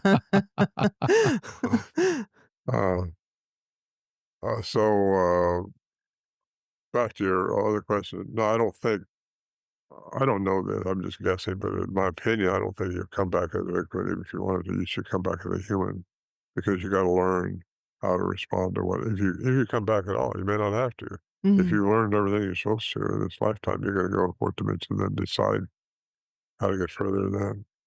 It's all about vibration. And yeah, I don't think you'd want to be a Bigfoot. Yet to be decided. I don't know. Yeah, Yeah, maybe in this world it would be a little tricky because of all the humans and who want to. yeah. Yeah. Gotta get the money shot. Yeah. Yeah, I think humans are more scary than Bigfoot in my Well, that's why you carry a gun. exactly. It would be more to protect myself from another human and not necessarily from an interdimensional being. If they are all interdimensional, I think some of them are. And, they've learned how, like the vocal recorders I don't know if anybody that's recorded the good ones like we've got, but if they have learned or they've been given the attribute to get that frequency where it's supposed to be, because, even musical tone, when Mm, it's on the 49th octave, will turn into light. mhm. And I've heard people say they've seen, well, there's a couple fact on that Flash of Beauty series they got going out. Mhm. A man and his son saw a Bigfoot, and it struck down and just turned into a light, and it took off. Yes. Yeah. Uh, well, that helped me confirm something, or at least suspicion. I had little known other dots to my hypothesis here. I think they could turn it light. I've heard a lot of people say they turn it light, but I've never saw that. But we have had orbs up there, and who knows? Those at our camp. Uh, and it's just a form of energy, those light orbs. You know who gets a lot of those is Joe Hauser up in Montana Vortex, Mm, Montana. Ever get up that way, you should go see that. He got some mysteries around there, and they saw Bigfoot around there. mm, And just a real anomalous place. I think the Blackfeet used to have that as their holy ground or something. mm, What you see is not what you get because of the light distortion in the vortex. mhm. Yes. I wonder if they've been sighted around Sedona and that I've heard area, they have been, yeah. Yeah, I would imagine. because there's a lot of vortex energy there, and I am curious too about you saying that there are different types. So I wonder if they relate to each other, or if they have any business with each other. Like if an interdimensional Bigfoot has any interaction with one that is not interdimensional. That's a very good question. I just look at humans. I have no idea. Yeah. Do humans in a higher vibration have anything to do with humans of a lower vibration? Maybe. Well, we all have to go to the Well, DMV. I was going to say that. You took that thought out of my head. What were you going to say, well, Ron? actually, your vibration does tune into somebody else or it doesn't. You Yes. Mm. know, Yeah. and you find you hang out with people that's more like you. And see, We're remember definitely I caught tuned. you before we went on the air live. That, yeah, guilty as charged. Well, we want to be mindful of your time, and again, our apologies for any technical difficulties that we had getting where we're at right now. But at least we finally connected, and Oh, I'm glad I got this fixed here. Doubling my yeah. memory just made all the difference in the world. Yes. I had to cut two of them off because it wasn't working right, so I got to get back with them now until it's working. Aha. Yes. Yeah, I'm glad that Last week. Mm, Oh, yeah, yeah. I'm lucky to get somebody to look at this so quickly. Yeah. Good for you. It was meant to be. Yes, it exactly. was. Exactly. Yeah. Yeah. And I was going to Follow your ask heart. real quick, I was going to ask you, I forgot. Do you think that it was any accident that you crossed paths with these beings, or do you think that there was something going on there in the bigger picture? Divine intervention, I guess. Hmm. It's just the way things worked out. Hmm. Okay. I don't know. I mean, Okay. I know when I was in high school, I had a light come into my bedroom at night, just so bright I couldn't even look at it, and I couldn't scream, I couldn't roll off the bed, I couldn't do anything. Wow. And don't know what that was all about. Never did know it, but something has got me to where I am now, and I know it's I don't mean vulnerable about, but I've been pretty adventurous and pretty much on the edge a lot with things that's happened. Oh, and I'm a private pilot. I've flown a lot all over, and Hmm. Mhm. I'm a scuba diver. I dove with hammerhead sharks Wow. and rode the back of manta ray, and I just I've done a lot of stuff, and I should have died. I had no idea I'd live this long, but I think the only reason I'm alive is so I can say what I'm supposed to be saying. And What that's what I'm doing. what year did you see that light? Oh, I would have been in the 60s. 60, wait a minute. Maybe a year or two before that. I was late born in 42. late Mm, 50s. wow. Uh, no, let's see. Yeah, would have been late 50s because I graduated from high school in 1960. Hmm. Uh, Why do yeah, you ask? Interesting. yeah. When Just you ask. curious. I'm very interested in the atomic bomb and when that was dropped Oh, in we talked about the 46. time I was born. so, so, what part of the country were you in when you had that experience? I was in Fortuna, California. Mm, Gotcha. interesting. Okay. Well, we want to be respectful of your time, and we are very honored that you took a little bit of your time to sit down and chat with us. We really enjoyed it, and we would love to have you on again sometime if you. Well, I'm glad we got it all together. Yeah, Yes, definitely. yeah, I us like too. Zoom. I don't like Riverside. Yeah, it's a pain in the butt. It can be when it's Well, you shouldn't have to behaving. go through all that. You Yeah, Yeah. come to the StreamYard or Zoom, or Yes. you just click on the link and you're there. Yeah. And log exactly. in. That's usually how it works. I've never had anybody have the password problem. That's weird. I wonder if that's a new thing. Well, I don't know. Yeah. Hmm. Well, before you go, could you tell people where they can find you and your work at? Uh, yeah. Thank you. Yes. Okay, 1, 2, 3. Uh, it's ronmorehead.com. You'll notice the 1 O in the Morehead. Mhm. Mm-hmm. That's my website. And these books can be downloaded there or they can be purchased there through Amazon. None of them comes to me. They come out directly. So where you get these, where I've been able to sell a lot of them is when I do go to events, I take a bunch of books with me so I can sell them and sign them there. Awesome. But then I've had a few people actually mail them back to me here to have me sign them and ship them back to them. Yeah, I was going to ask you about that. Yeah. So I do that, but I don't. I don't have them. I don't store them here to do Mhm. that. Yeah. I know the CDs. I got 2 CDs that you can jam in your player and listen to the story and hear the sounds at the same time. Cool. You Or still. you can, I'm sorry. uh, Go ahead. or you could download those too and burn your own Nice. CD. Too. Nice. Well, and I don't have those hard copies either. Yes. They're just downloadable. Okay. I Awesome. get too much to try to Yeah. do Keep all a that stuff. keep a huge inventory in Well, your house. yeah. But you can, if you want, you could buy a hard copy of those too, the Oh CDs. yeah. Okay, Not cool. the CDs. Well, yeah, you can if you go to the Okay. bigfootstore.com. Mm. Okay, They still have some. I don't know how many, but cool. uh, Yeah. yeah. Well, They- anybody listening or watching, I highly recommend you check out Ron Morehead's work, his stuff. The Sierra recordings are legendary.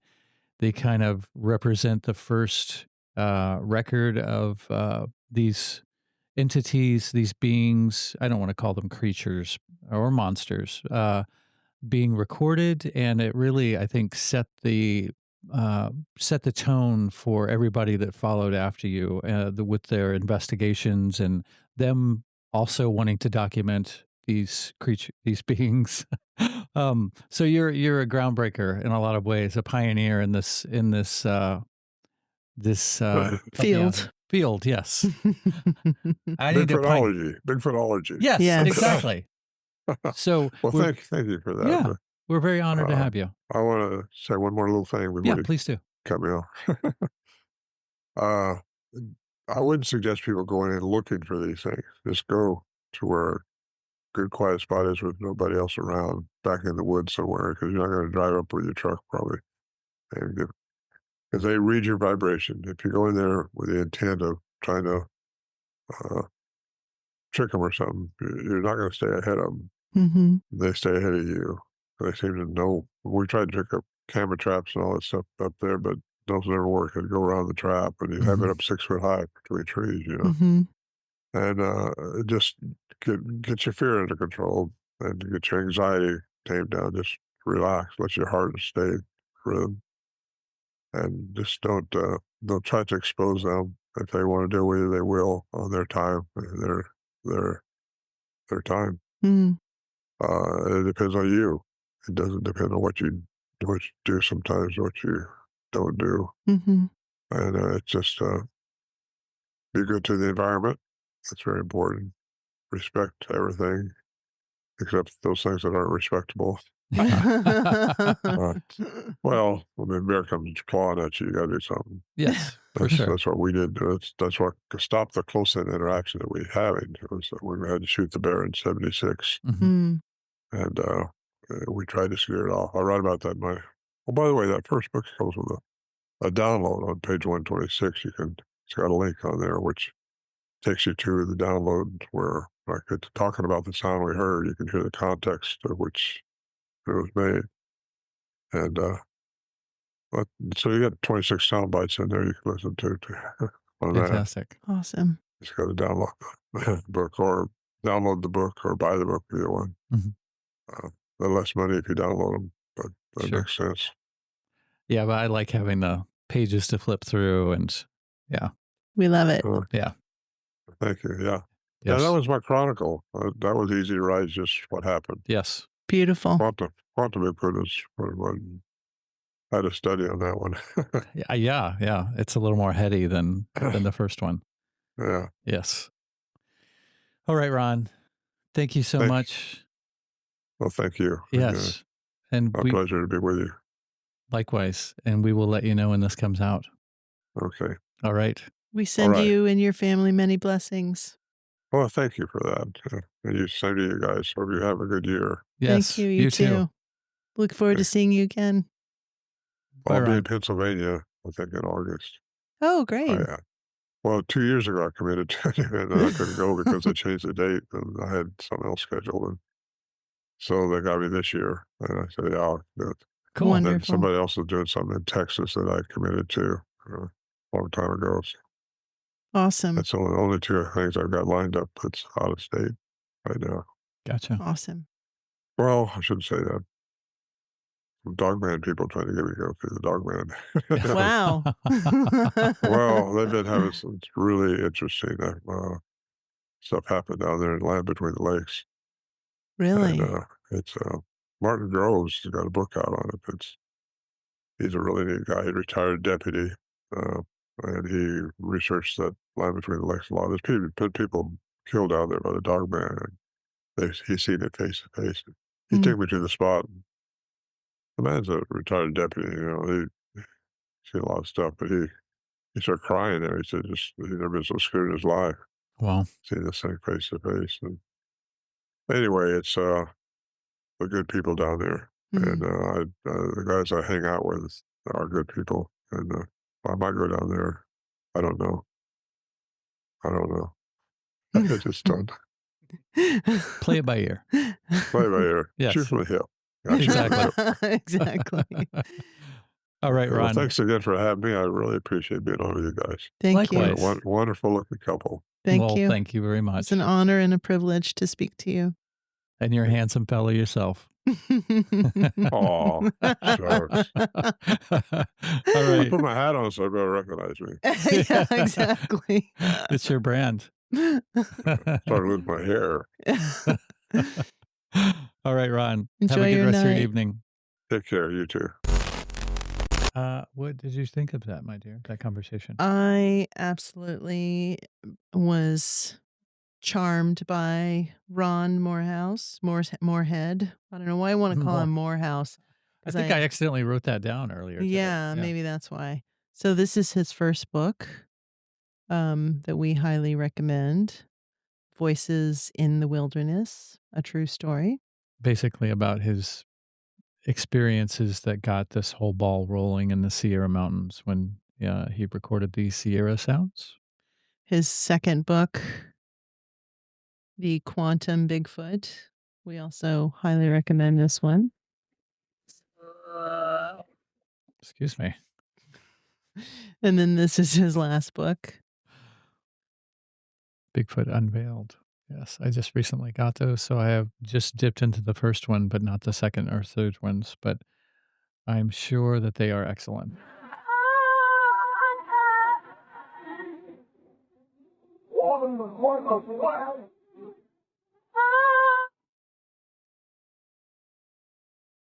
And he was mentioning that in this book, there's a section inside the book that has a link to it. And if you go to that link, you can actually listen to these recordings that he did.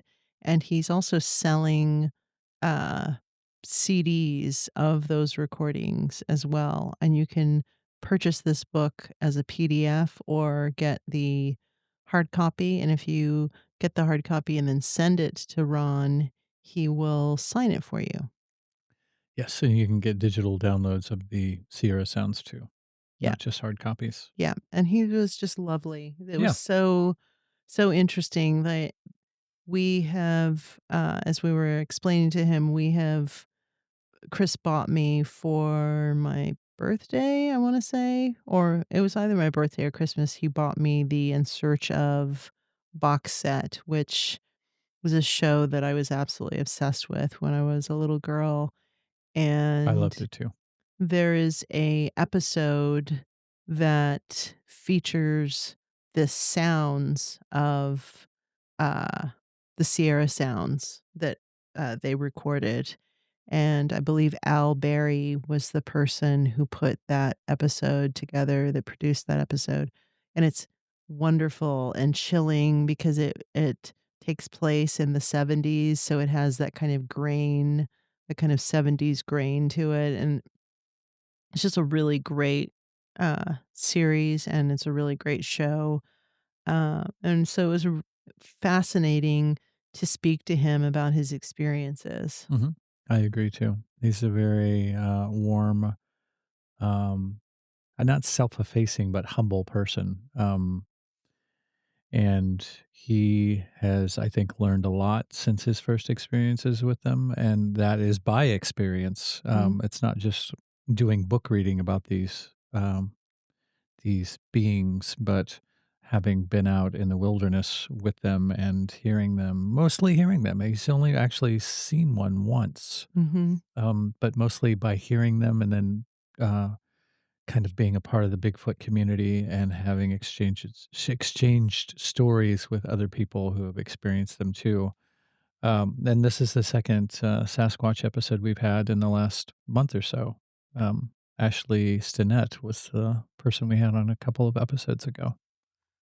And they were both featured in the Hmm. documentary, Here we go again. You're going to put me on the spot here. Uh, A Flash of Beauty. Flash of Beauty. There's two of them. Bigfoot, I think the first one is called Bigfoot Revealed, and the second one is Paranormal Bigfoot, and they're really exquisitely well done. Mhm. Like, it's so disappointing to want to do research on these topics and want to see justice done to these subjects, and then you go to see the documentary, and it's just a bunch of YouTube clips put together with some kind of shoddy narration over the top of it. But these are really, really beautiful and very, very well done, and do much justice to the subject matter. Yes. And the reason I'm holding this book up is that Ron told us that the folks who made A Flash of Beauty are putting out a documentary about this book and this subject matter, this first experience that he had. So that will be coming out in the next few months and very exciting. Probably by the time this episode comes out, it'll be maybe one more month after that before that comes out. So I highly recommend the Flash of Beauty For series, sure. and I'm sure they were going to do justice to this book Yeah. and, Ron's experience. And we should have those guys on too. I would love For it, sure. Yeah. and, you know, he's 83, and as you said, I think he's learned a lot over the course because he said he was in his 20s. I think he was 29 when he had that first experience, so he's learned a lot, in these many years, and what I think I, was most touched by was what he said when we asked him, you know, how do you proceed when you go into these environments? What do you do? Should you go and try to seek them out? Should you go to the woods to look for Bigfoot? And he just was so thoughtful about his answer, and he said that the most important thing is not to be fearful. And I think how we have been indoctrinated in our culture is to be scared of the woods, to be scared of the unknown, of the paranormal. There's all of these films that are very terrifying, and I remember seeing The Legend of Boggy Creek when I was a little girl, and Mhm. that Me movie too. scared me, and I think that there's some intent behind that, like, it is to make people fearful of the unknown and this phenomenon, and I think what's really important is to go into these spaces with respect, respect for the forest, respect for the creatures, that live in the forest, and not to try to um, gather evidence to, you know, don't go into these places with an ego. Like, I'm going to catch dot, dot, dot. I'm going to do something. I think one thing that I got from Ashley was the same thing is you go into these environments with an open heart and not with an ego, but just be an observer, and that's really what science is about, is observation and then documenting what you observe.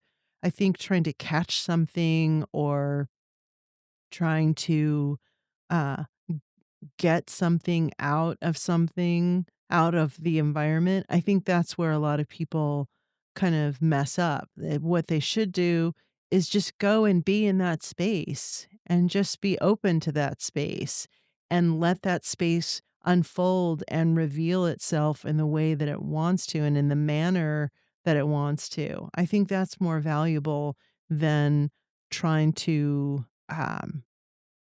prove anything. Yeah, we should definitely not be out to prove things for people.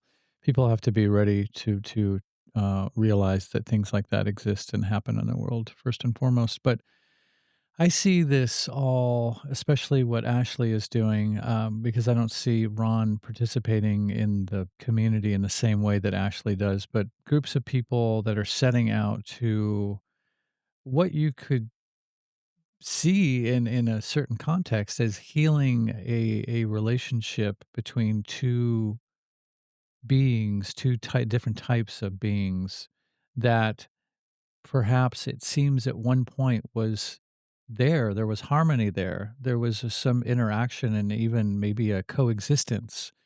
And as the industrial age has kicked in and we have more and more separated ourselves from our natural environment and lost touch with the natural cycles of the world, of the earth, and of the universe, um, so have we divorced ourselves from beings like this.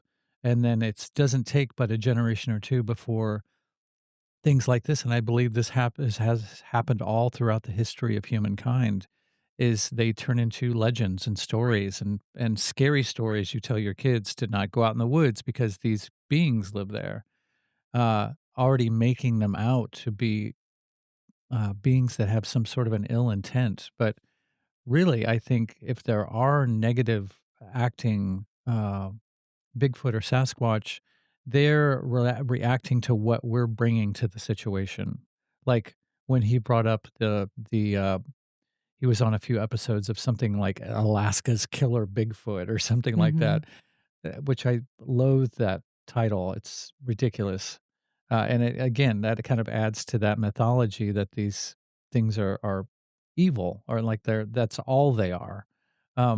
When really that's totally the exception and not the rule. Most often there's no sort of violent or confrontational aspect to it at all, unless it's them going, you know, "You're not welcome here. This is where we live. Get off of our, get off of our land." But they don't lead with aggression.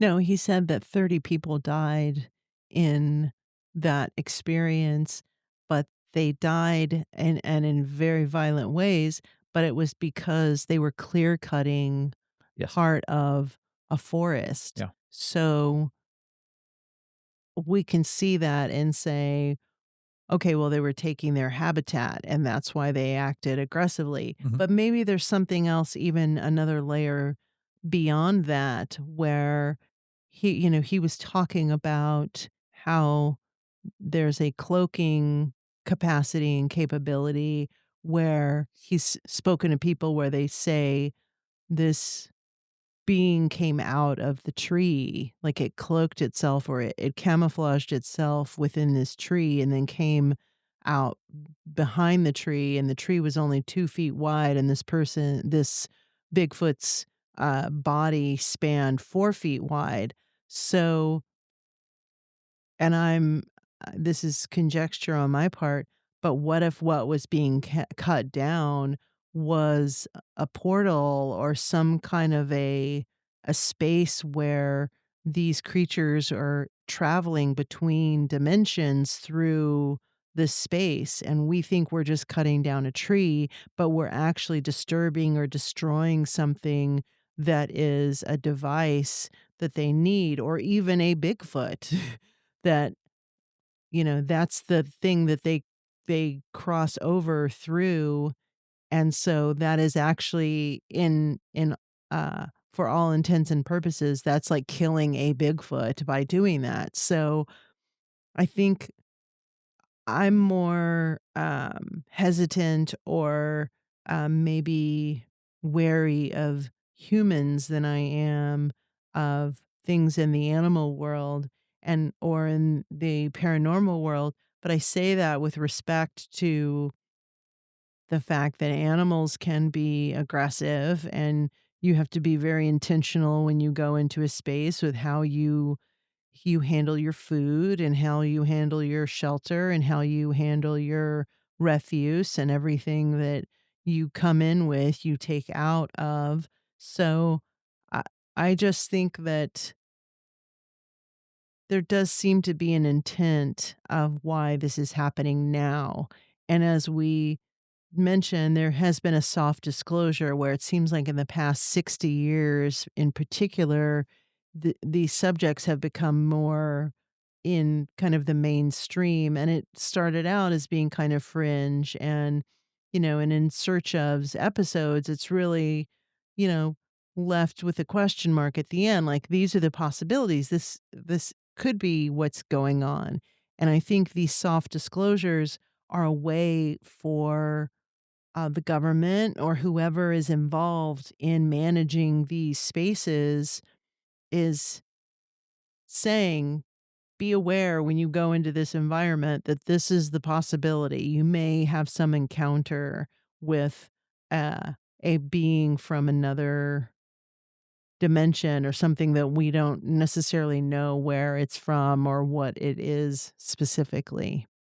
And maybe the government slash military's interest in Bigfoot is the fact that it is sort of I've heard Ron mention it in other interviews. Bigfoot was his gateway to realizing the state of reality. So once you get a hint of Sasquatch and Bigfoot and what they can do and what they're capable of, that just blows most people's paradigm out of the water, and their world instantly expands, and the possibilities become much broader. And so that's a threat to any control organization, because that's something they can't, as far as I know, and I don't know if I believe that there are Bigfoot bodies somewhere, because from all I've heard from lots of different people is that they only are touchable if they want to be touched. Otherwise, that good luck. They're way ahead of us as far as us being able to pull anything over on them. So that's way out of the control of any sort of organization that would try and uh, gatekeep reality in order to make us think that only certain things exist within a certain realm of possibilities. So that's like a wild card to them that, um, yeah, I think would just open up a lot of things for a lot of different people if they knew for sure that they existed. Well, that there's a gentleman in the A Flash of Beauty that says that he was in special forces and that he knows that uh, one of these creatures was shot and injured, um, which, of course, doesn't surprise me at all. I was also fascinated in that same documentary in the portion of Ron's discussion where he was talking about, uh, why have there been no remains found? And there's a potential that there's a place where their bodies are transported to, either dimensionally or however you want to examine that. They have their own methods of burial if they do lose someone or a creature of in their tribe. Um, but there is no catch-all for all of this. So Ron said that he doesn't believe that they're all interdimensional. So maybe each one of these species handles these things in a different manner. I do find it so fascinating, the orbs of light that have been witnessed, and the Bigfoot turning into an orb of light and then turning into a cube and then flying away, and being seen in broad daylight, so I think there's lots of it's it's not just one thing, and I think that's the beautiful, amazing part of this is that it's not we're not just gonna land on one answer, that it's just one thing and then we have it figured out. Yep. As you know, if you've listened to this podcast enough, I'm a all of the above kind of person. So I think that applies to this too. Just as there are many, many different myriads of people, different kinds of people, there are different kinds of these beings too, I believe. And from in quote unquote enlightened to more, maybe more primitive, just like they are of people. There's a wide range of human behavior and human awareness.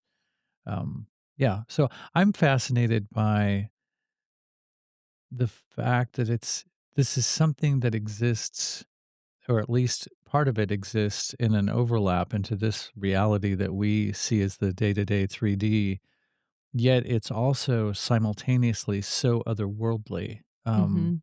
We coexist, at least partially, in the same place, yet I mean, we speak of them being intelligent, which I believe that, but I believe it's an intelligence that maybe barely resembles what we would call intelligence because it is so otherworldly.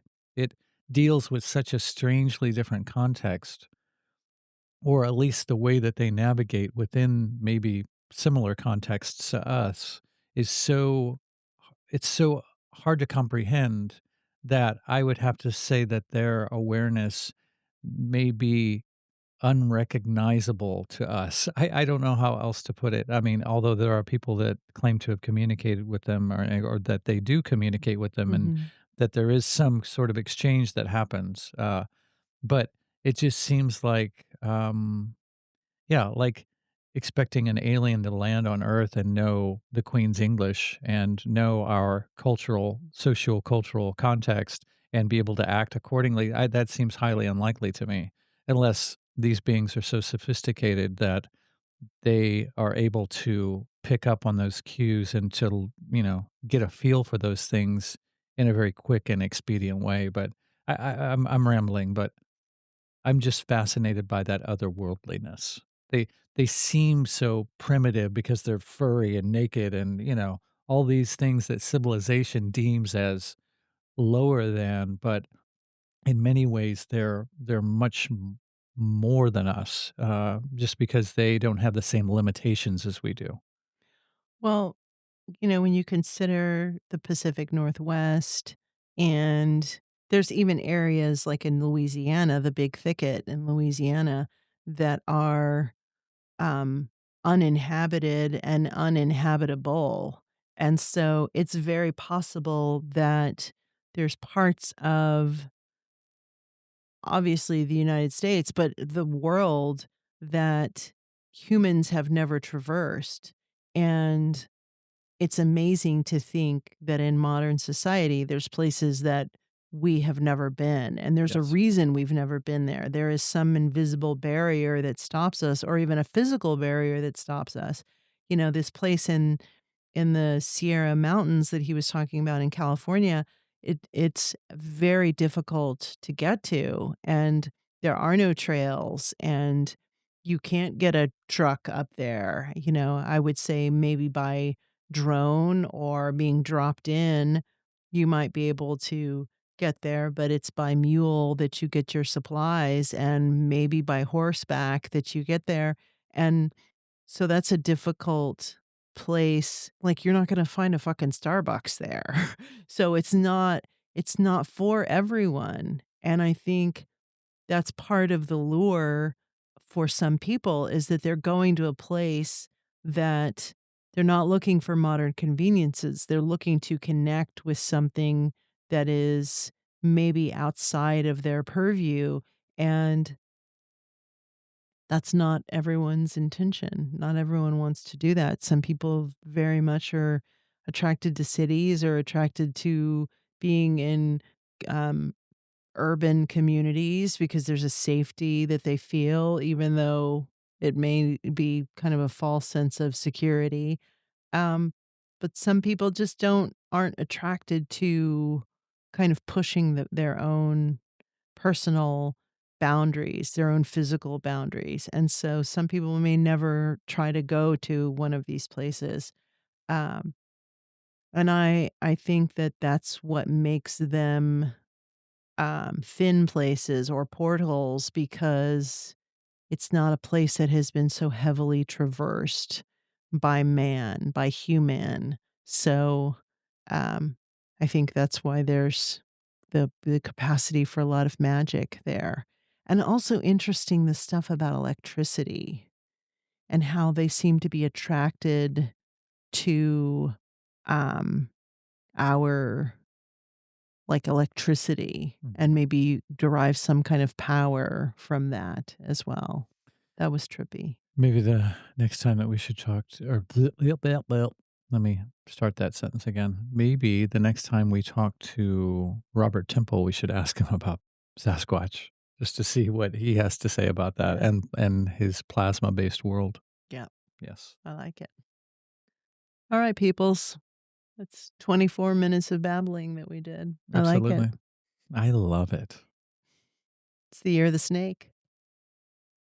Okay. Where did that come from? Happy Lunar New Year. Today? I think this week. Yeah. Yeah. Mm. Yeah. Happy Lunar New Year. I don't know what that means, but It's the year of the snake. oh. Thank you all for listening and or watching. And have been meaning to get a list of things to mention at the ends of these shows, at the ends of the After Babbles, but I haven't gotten that list yet of things to remember to mention. Yes. Dark matter. Dark matter. Yes. If you do, although if you go back and listen to a melt update a handful of episodes ago, we don't split our episodes anymore and put the other half behind a paywall, but we do things that remain behind a paywall. And one of those is a little, excuse me, Patreon and locals only limited series called Dark Matter Mhm. with Emily Matter. We all have the same last name like the Ramones. Emily Matter, Laura Matter, Hunter Matter, and Chris Matter.